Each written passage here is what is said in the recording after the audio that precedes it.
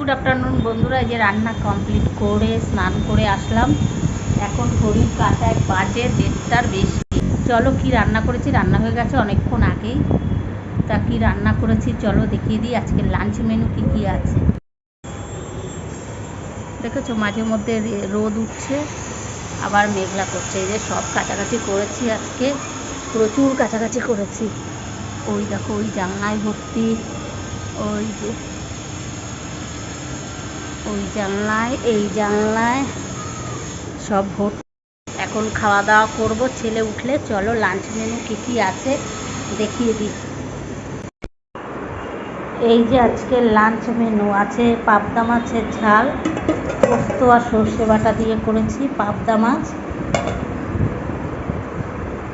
এখানে আছে আলু ভাজা, আলুটা ভেঙে ভেঙে গেছে, আমার ছেলে আবার এরকম আলু ভাজা ভালো খায়।